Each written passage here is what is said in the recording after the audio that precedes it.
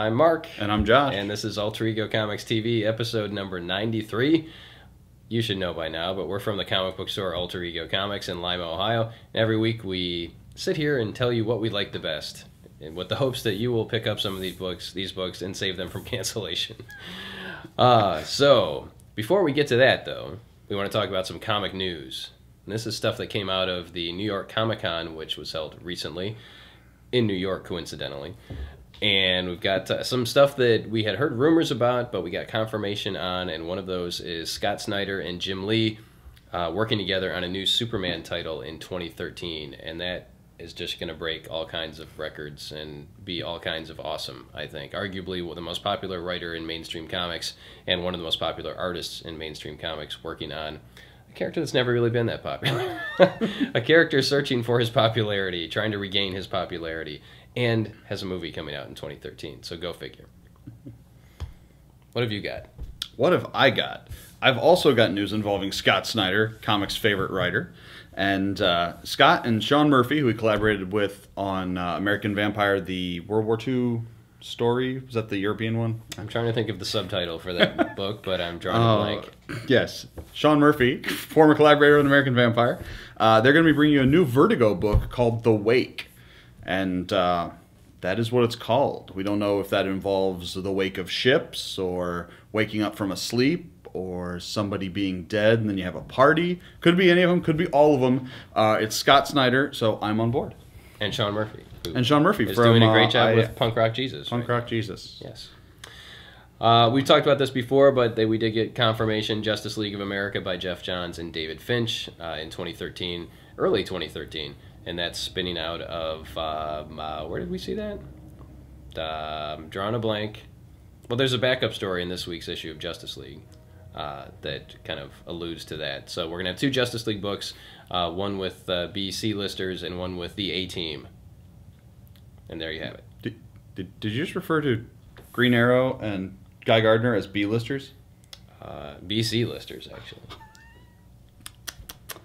Also on the new series front, we've got a final confirmation of what had been rumored for a while. Brian Michael Bendis and Steve McNiven will be relaunching Guardians of the Galaxy with what appears to be Iron Man. A lot of the art coming up for the Marvel Now has featured people with little glowy dots in them, very reminiscent of his more recent suit's arc reactors. So that could be cool. Tony in space with a raccoon. Okay, well, it's Guardians of the Galaxy. I mean, Guardians of the Galaxy is awesome. Raccoon, Star-Lord, they're getting the band back together. It's the Abnett and Lanning crew, so hey, it's going to be great. Also, from Marvel, Jeff Loeb and Ed McGuinness are writing a new Nova, or I should say producing a new Nova series. Jeff Loeb is writing, Ed McGuinness providing the Purdy pictures. And this is a younger Nova. This is not Richard Rider. This is a new Nova, and we'll see new Nova in 2013.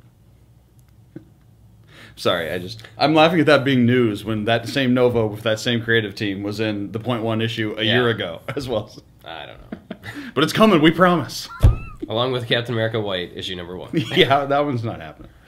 And maybe the biggest news, fan favorite actor Clark Gregg has been confirmed to return for the S.H.I.E.L.D. TV show. You may remember him as Agent Coulson in the Avengers and Iron Man 2 and Thor, and he's awesome. And he is confirmed for the Joss Whedon, well, not helmed, but Joss Whedon's involved S.H.I.E.L.D. TV series on ABC. Clark Gregg, yay!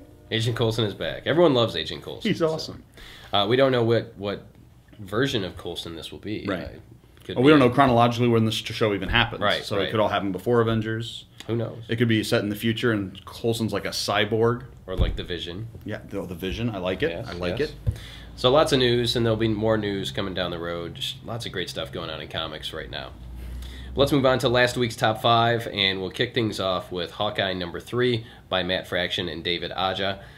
This was unanimously praised at the store as pick of the week. All 3 of the staff members that get to choose staff picks chose this among their staff picks. And the series has just been awesome from the get-go. I'm really trying not to use the word awesome. I might insert another word, thanks to one of our viewers who posted a nice list of alternatives to awesome, which I may throw in.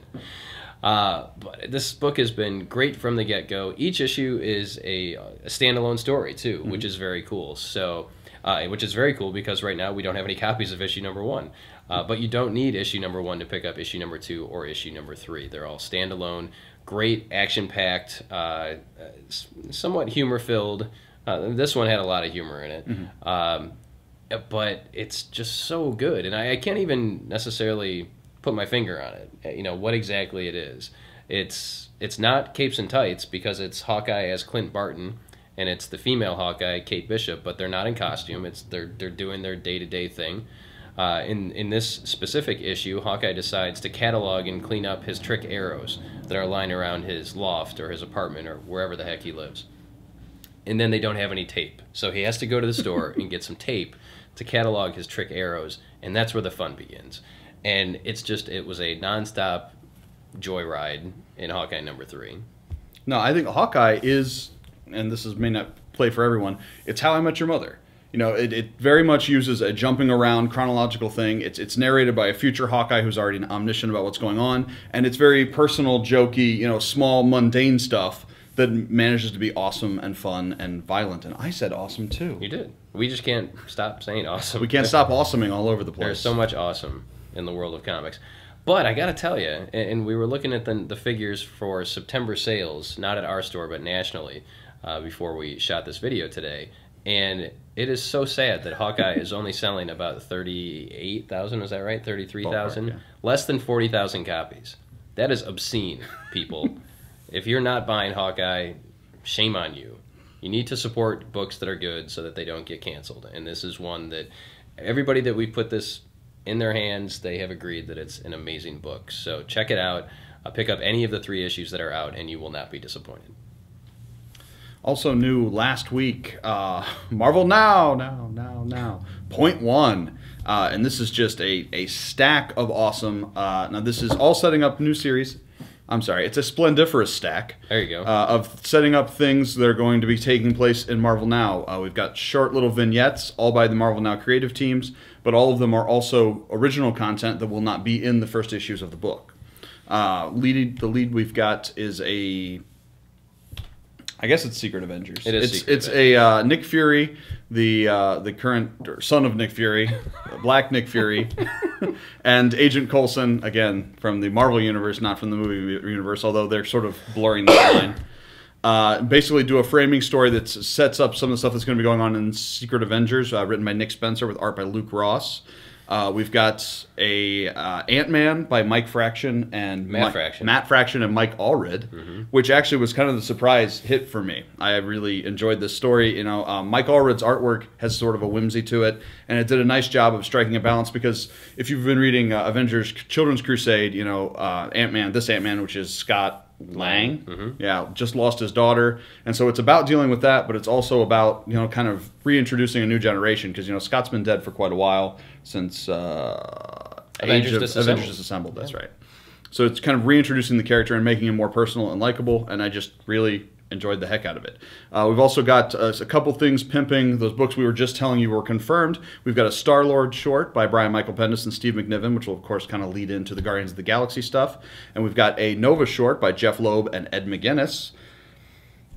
They do stuff. And the wrap-up, the one that was sort of the wild card for me, was a Forge story.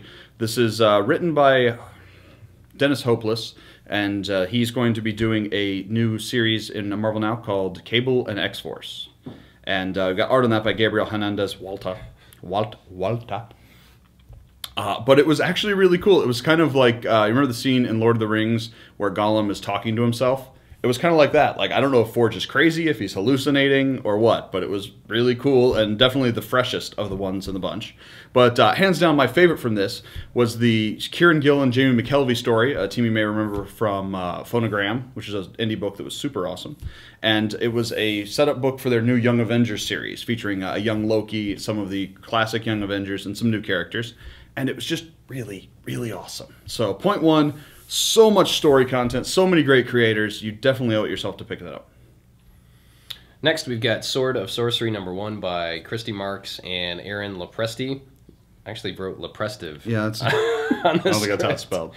Yeah, Script Bomb. I tripped over it.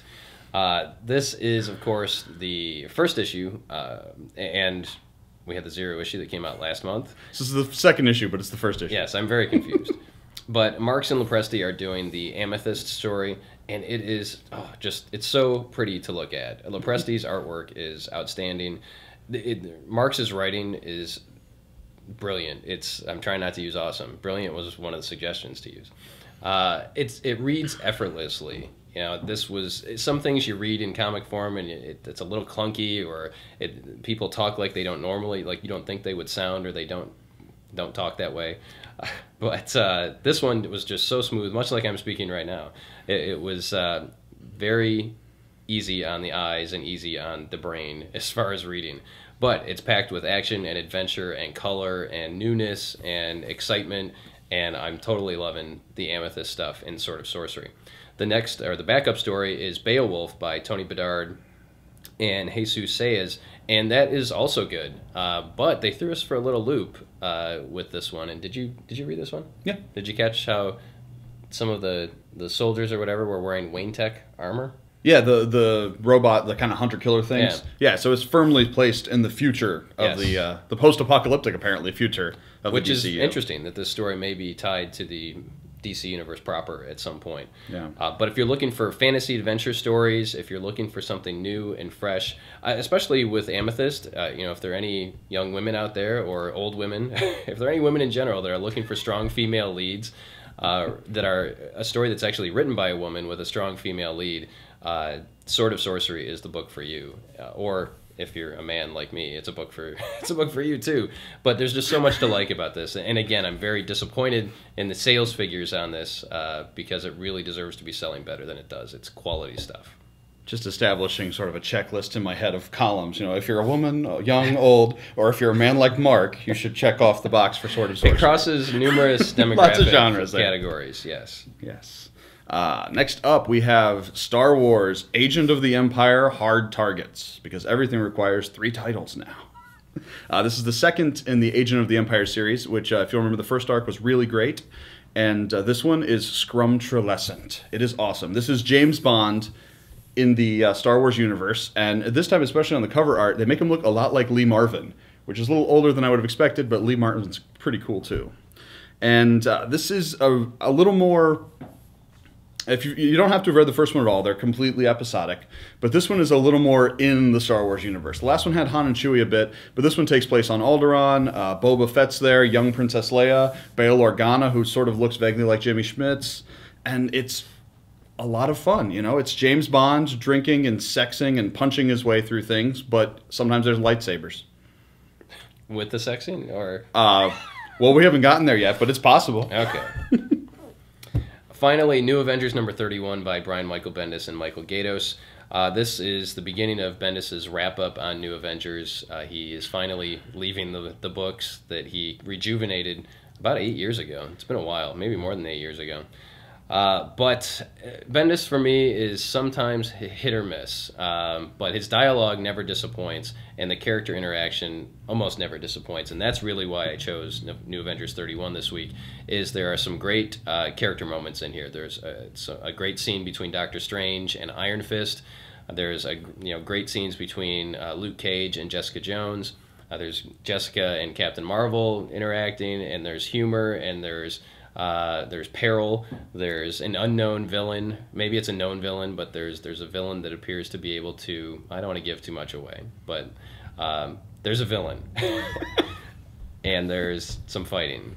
But the dialogue is really what sold me on this. And much like the previous Bendis issues that we've spotlighted, we did the one with the Illuminati where Captain America and Namor were talking to each other. And Bendis is really big on the history of these characters, and as a longtime Marvel reader, I truly appreciate that and was thoroughly pleased by New Avengers 31.